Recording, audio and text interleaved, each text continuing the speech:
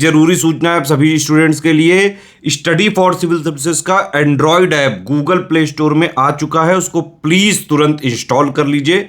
और अगर आप स्टडी फॉर सिविल सर्विसेज के सिर्फ ऐप से कोई भी कोर्स, कोई भी पीडीएफ परचेस करते हैं तो उसमें अप्लाई कूपन, अगर आप ज्ञान सर जो है आप उसमें अप्लाई करते हैं, ये कूपन कोड है, तो उसमें 20% फीस तुरंत माफ हो जाएगी, मतलब 20% डिस्काउंट तुरंत उसमें लग जाएगा। ज्ञान सर लिखना है, नॉर्मली ज्ञान सर स्मॉल लेटर में है सब कुछ, कोई स्पेस नहीं, कोई कॉलम नहीं, सिर्फ ज्ञान सर, GYANSIR। इस तरह से अगर कूपन कोड लगाते हैं आप ऐप में बाई करने से पहले, जो अप्लाई कूपन वाले में आता है, तो 20% का डिस्काउंट तुरंत मिलेगा। वीडियो देखिए। तो दोस्तों कैसे हैं आप सब। देखिए इस वीडियो में हम लोग बात करेंगे कि अगर भारत में आपको चुनाव लड़ना है, अलग अलग आपके संवैधानिक पद हैं, जैसे आपका राष्ट्रपति का है, उपराष्ट्रपति, प्रेसिडेंट, वाइस प्रेसिडेंट, फिर प्रधानमंत्री जी का है, तो इसमें आपको ये पता होना चाहिए कि कितनी एज मिनिमम चाहिए। उसके बाद में एक चीज और पता होना चाहिए, जैसे आपका सुप्रीम कोर्ट के जज हैं, हाई कोर्ट के जज हैं, ये कितने समय तक जज रह सकते हैं, उसके बाद में रिटायर हो जाएंगे। अब ये जो टॉपिक है ना, देखो एकदम फैक्चुअल है, लेकिन आपको पता है RO का जो पेपर होगा और आपका यूपी PCS, उसमें फैक्चुअल क्वेश्चन आते हैं और इनसे क्वेश्चन आते भी हैं। पिछले सालों के अगर आप पेपर देखोगे ना तो आपको ऐसे क्वेश्चन दिखेंगे भी, बच्चे ज्यादातर इग्नोर कर देते हैं, और यहाँ पर आपको एक ही जगह पे क्रिस्प इन्फॉर्मेशन मैं आपको दूंगा। ठीक है, तो चलिए वीडियो स्टार्ट करते हैं। वीडियो आपकी इंग्लिश में भी होगी, हिंदी में भी होगी, लिस्टिंग दोनों मीडियम में है। ठीक है, सबसे पहले हम बात करते हैं हमारे राष्ट्रपति जी के बारे में, प्रेसिडेंट के बारे में। अब अगर आपको प्रेसिडेंट का चुनाव लड़ना है, किसी भी इंसान को लड़ना है, जो भारत का नागरिक है वो चुनाव लड़ सकता है, लेकिन अगर वो 25 साल का है तो क्या चुनाव लड़ पाएगा? नहीं। उसको एज कितनी होनी चाहिए? उसकी कम से कम 35 साल। अगर 35 साल की आयु उसने कंप्लीट कर ली है तो वो राष्ट्रपति पद का चुनाव जो है वो लड़ सकता है, मतलब एलिजिबल है, बन नहीं जाएगा। जैसे आपको यूपी PCS का पेपर देने के लिए 21 साल की एलिजिबिलिटी है ना, 21 साल अगर हो जाओगे तो बन नहीं जाओगे, एलिजिबल हो जाओगे पेपर देने के लिए। वैसे चुनाव लड़ने के लिए 35 साल की है। अब इसमें आर्टिकल याद कर लेना, जो आर्टिकल मैं बताऊंगा सिर्फ वो याद रखना, एज तो सबकी याद रखनी है, आर्टिकल जो बताऊंगा सिर्फ वो याद करिएगा। आर्टिकल 58, सिर्फ इतना ध्यान रखना, आर्टिकल 58। फिर अगर वाइस प्रेसिडेंट का चुनाव लड़ना है, वाइस प्रेसिडेंट का इलेक्शन, इसके लिए भी 35 साल की एज होनी चाहिए। ठीक है, इसके लिए भी 35 साल की एज, उपराष्ट्रपति के लिए भी 35 साल की एज। ठीक, फिर आप समझो राज्यपाल। अब राज्यपाल का देखो, राज्यपाल का आपका इलेक्शन तो नहीं होता है, ठीक है, राज्यपाल को हम लोग क्या करते हैं, उनका क्या कहते हैं, नियुक्ति, अपॉइंटमेंट होती है। लेकिन राज्यपाल बनने के लिए भी मिनिमम आयु कितनी चाहिए? वो चाहिए आपकी 35 वर्ष। कितनी? 35 ईयर्स चाहिए। कितना चाहिए? 35 ईयर्स चाहिए। ठीक है, आगे देखते हैं। फिर आप समझो जैसे लोकसभा का चुनाव होता है, आपको पता होगा, जैसे लोकसभा का चुनाव हो रहा है, उसके बाद में कहीं कहीं विधानसभा का, हर राज्य में आपकी विधानसभा का चुनाव होता है। विधानसभा से आप किसको आप इलेक्ट करते हो? MLA को, member of legislative assembly. Hindi में क्या बोलते हैं इनको? विधायक बोलते हैं, जो बदमाशी ज्यादा करते हैं। और लोकसभा वाले को सांसद, MP। तो दोनों को अगर आपको चुनाव लड़ना है ना, मतलब लोकसभा का चुनाव लड़ने के लिए भी कम से कम 25 साल की आयु होनी चाहिए, 25 साल।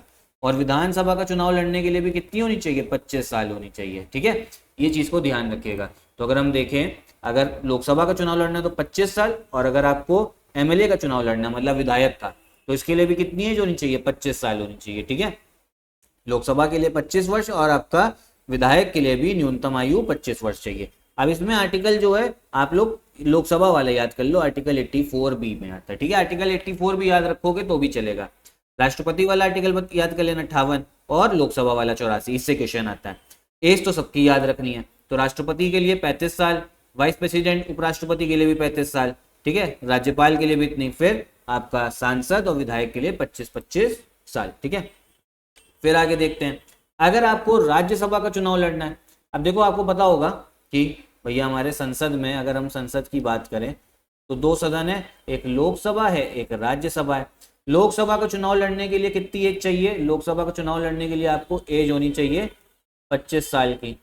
ठीक है, और राज्यसभा का चुनाव लड़ने के लिए 30 साल की होनी चाहिए। ठीक है, और किसी किसी राज्य में आपको पता होगा विधानसभा होती है, और कहीं कहीं पे विधान परिषद, टोटल 6 राज्य में, तो विधानसभा के लिए भी 25, लेकिन विधान परिषद के लिए 30। ठीक है, तो ये चीज पता, ध्यान रख लो।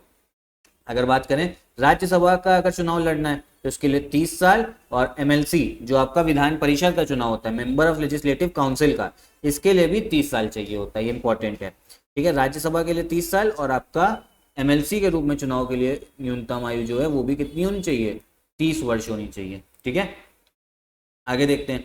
अब हम बात करते हैं सुप्रीम कोर्ट हाई कोर्ट के जजेस की, जो आपके संवैधानिक पोस्ट पे जिनकी नियुक्ति होती है ना। अब जैसे सुप्रीम कोर्ट के जो जज हैं, ठीक है, ये ध्यान रख लो, सुप्रीम कोर्ट है हमारे यहाँ पे और आपके यहाँ पे क्या है, हाई कोर्ट है। सुप्रीम कोर्ट के भी आपके जज हैं और आपके हाई कोर्ट के भी जज हैं। तो ये कब तक जो है अपनी सेवा दे सकते हैं, तो सुप्रीम कोर्ट के जज हैं ये 65 साल तक सुप्रीम कोर्ट के जज रह सकते हैं, उसके बाद में इनको रिटायर होना है।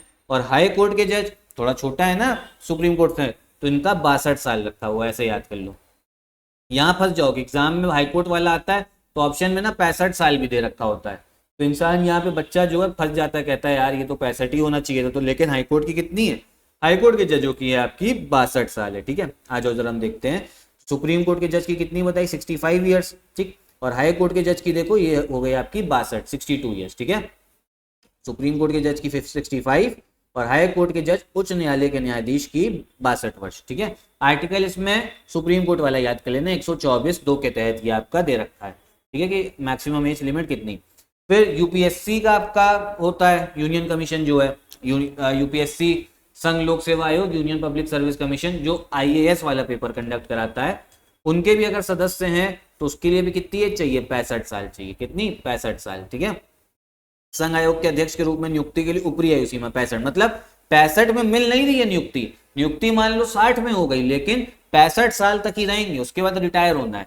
ऐसे ही आपका सुप्रीम कोर्ट हाई कोर्ट का भी। लेकिन जो हम लोग चुनाव की बात कर रहे थे, जैसे राष्ट्रपति का चुनाव 35 वर्ष में मिनिमम चाहिए, उसके बाद में मैक्सिमम कोई नहीं, मान लो कोई 90 साल का भी व्यक्ति है, उसको राष्ट्रपति का चुनाव लड़ने का मन है तो वो लड़ सकता है। ठीक है, मैक्सिमम कोई नहीं है, मैक्सिमम इनके केस में जहां पे नियुक्ति होती है, अपॉइंटमेंट होता है। ठीक है, फिर आगे हम बात करते हैं, तो अगर कोई स्टेट कमीशन है, जैसे हमारा यूपीपीएससी, राज्य लोक सेवा आयोग, ठीक है, Uttar Pradesh public service commission, ठीक है, तो इसमें जो आपका एज लिमिट है ये होगी 62 साल। कितनी होगी, 62 ईयर्स होगी, और यूनियन वाले की 65 साल है।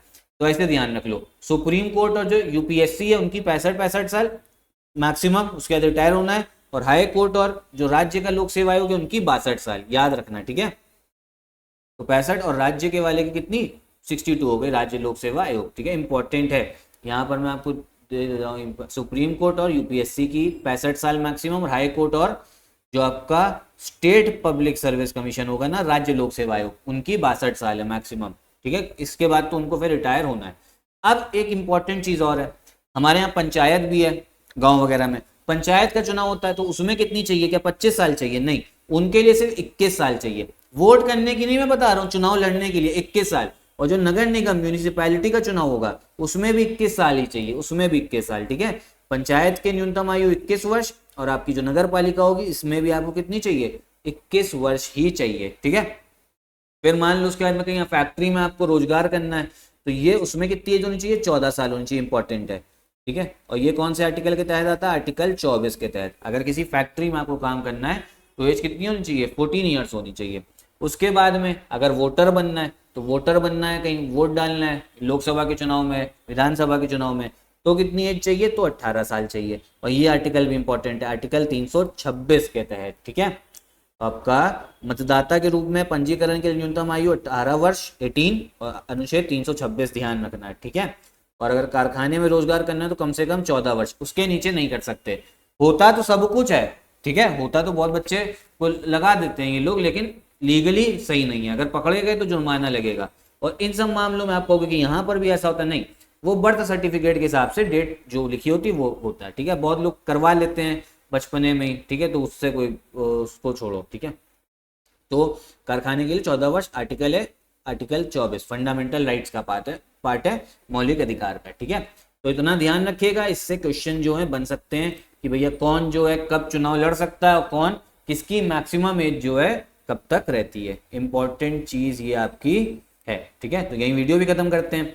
साथ में बता दूं, मैं आपको इंडियन ज्योग्राफी के लिए भी सीरीज चला रहा हूँ, उसमें वीडियोस आती हैं, देखिएगा जरूर। लिंक जो है मैं डिस्क्रिप्शन बॉक्स में दे दूंगा, या आप चैनल सेक्शन पे जाके भी वीडियो में जाके देख सकते हो।